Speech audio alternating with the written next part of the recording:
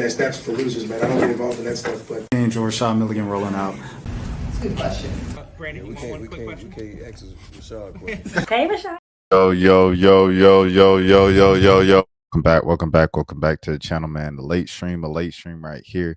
You know what I'm saying? But I say that to say I apologize if my energy is a little lower tonight. You know what I'm saying? I wasn't really feeling the best. Had a little bit of the holiday blues, a little of the winter blues, seasonal blues, all of those things.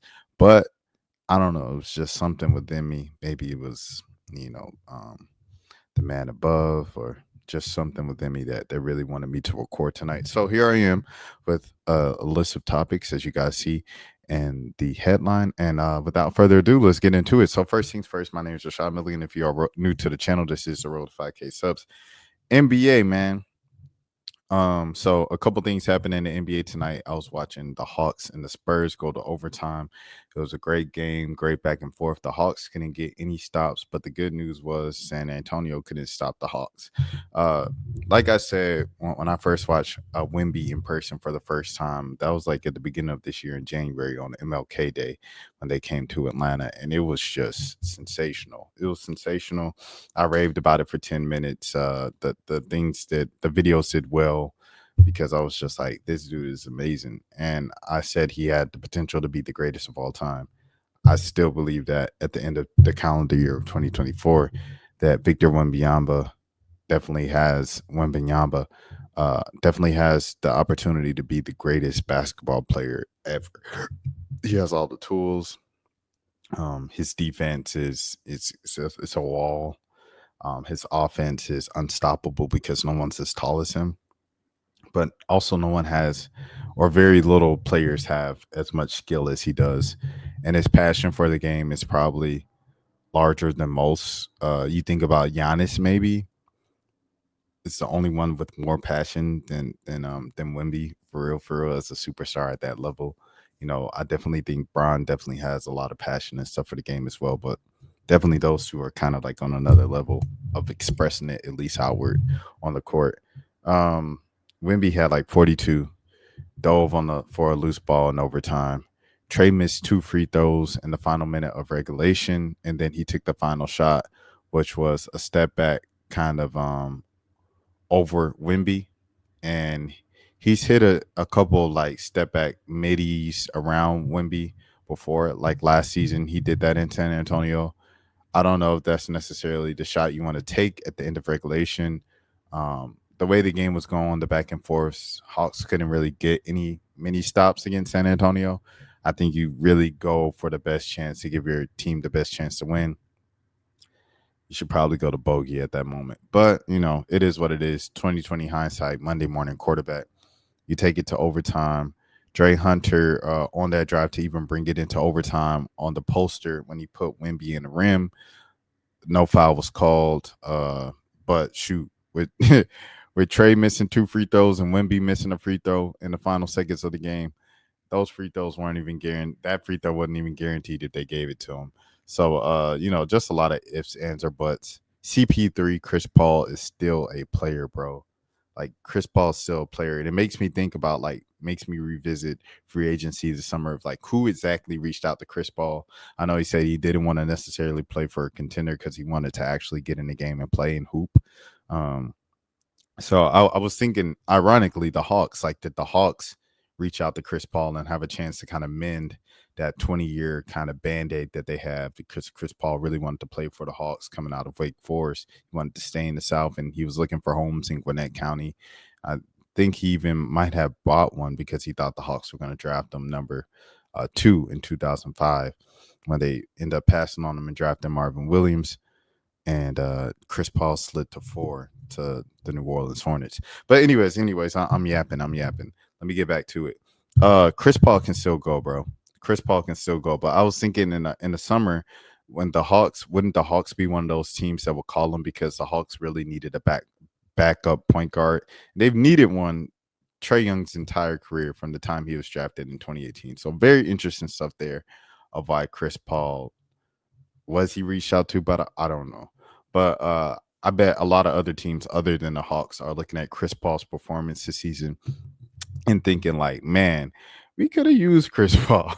We could have used him as a vet, as a backup point guard, as a starting point guard for some teams who have their starting point guards out with injury and things of that sort. So I don't know, man. Chris Paul's hooping, and I feel like it should be kind of talked about. It looks the exact same, like scrappiness on defense, the kind of snitching on defense as well, or offense whenever a player on the opposing team fouls or hits the ball last. He's playing snitch. He's playing the federal agent. He's playing the cop to get the call because he's so competitive, and he'll play the bad guy. He'll reach in and act like he flops and stuff like that, and then he still does the uh, rock you and cradle you to sleep on that crossover up into that pull up three, just like he did with the Clippers for so many years, just like he did in New Orleans for so many years, just like he did in OKC that one year.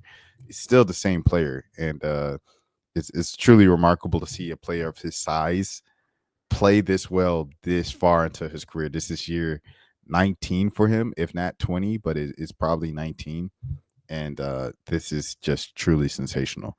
You have to give Chris Paul his flowers of the type of floor general and type of player career that he's carved out for himself at his size, bro.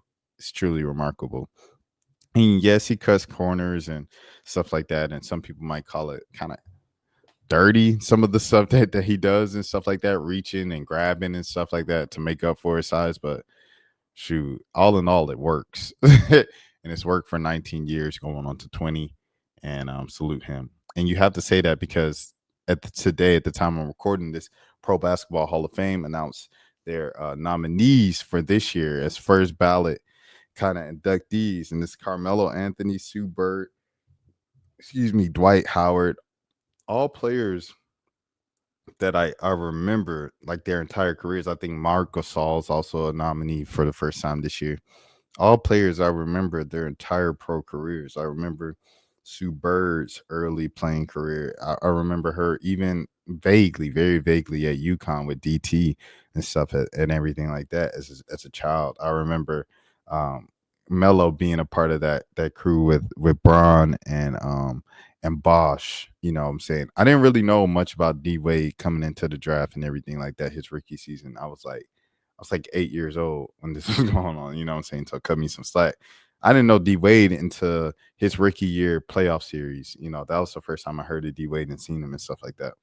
But to see all of those guys now be Hall of Fame inductees, it gets crazier and crazier for me every year because I just remember more and more of these players like prime, them coming into the league. Then before the league, I remember Dwight Howard at high school at Southwest Atlanta Christian Academy, him being kind of like the first number one pick and phenom out of Atlanta that I can remember in my lifetime and stuff like that. So it was just cool to see that, but it's also kind of weird and like a realization of like what growing up looks like and stuff like that. So yeah, congratulations to those players for even being nominated and mentioned, and best of luck to you guys getting inducted into the Pro Basketball Hall of Fame.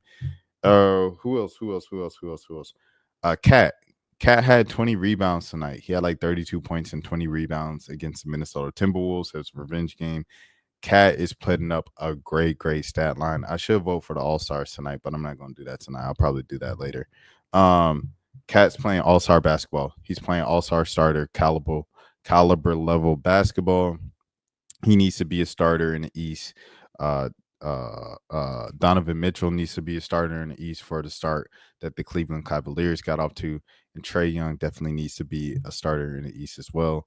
Those other two spots, Giannis is probably a lock, and then probably Tatum.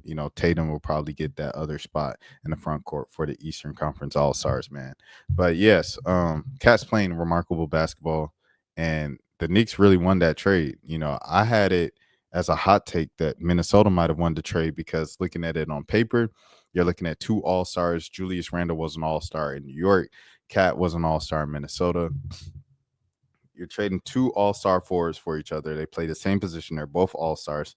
Plus, Minnesota got Dante DiVincenzo, and I believe they even got a draft pick. And it's like, oh, you got that. You got the same kind of equal level player plus another role player and a draft pick. You won. But nah, Cat has turned it up a notch. It's kind of like he took that trade personally because you can tell he was really buying into Minnesota for so many years, kind of in between in between time in a weird space at Minnesota. He was very frustrated and was like, I need help. And then Ant comes along. They get the number 1 pick. Ant comes along, and then they finally get that chemistry going. And Ant is the guy to get him there, the help that he wanted and needed for so long. That Mike Conley had a decent team. They just started making their postseason runs, and as soon as they started to get that momentum, because we've seen so many times, and you look at what's a good example? The Boston Celtics. Boston Celtics been making the Eastern Conference Finals since 2017. They just won their first ring this year. You look at so many other teams that just kind of knock on the door for so long. Golden State was knocking on the door for a few years before they broke through and finally won the championship. The Dallas Mavericks were knocking on the door so long before they finally broke through and won a championship. These are just things that happen, like with some teams where they're so close, they eventually break through and win one of those years that they're always in the hunt and things of that sort. And I think that was the Minnesota Timberwolves, and I think that's what Cat believed in. I think that's what Ant believed in. And so for them to break that up, I think Cat took that personally, and that's the reason why you see him playing such inspired basketball right now for the Knicks and things of that sort. And, it's taking that franchise to the next level that it needed to go to, following Julius Randle's kind of injury-plagued season last year and stuff like that. So there's that with New York. Golden State lost by 51 points, and Steph Curry only had 2 points. Steph has to do better. Draymond had zeros across the board. He was like negative 42. Draymond has to play better. Golden State is always so hot and cold. And they've always been like this, even with seasons. It's some seasons they're like the worst team in the league, and you're like, oh, those days are over. They're trash. They're bad. And then this other seasons, like the 2022 championship was the most kind of improbable championship that I've seen from Golden State. It didn't make sense because it looked like they fell off. Clay was hurt. Clay was washed. Everything like that. And Steph is on the other end of his career. They just didn't have it, and they still found a way to win. They still found a way to be the best team, especially the same team the year before lost in the play-in to the Lakers when LeBron said he saw 3 rings and he shot for the middle. It was just crazy to me. And then, earlier this season, it looked like they were just running away with it again. Buddy Hield was the perfect free agency signing for him. But they still was have nights like this where they lose by 51, and it's just head scratching. It's head scratching. Truly remarkable. But yeah, Golden State, hopefully they can figure it out. That's for losers, man. I don't get involved in that stuff, but Angel Rashad Milligan rolling out. That's a good question. We can't ask Rashad a question. Hey, Rashad.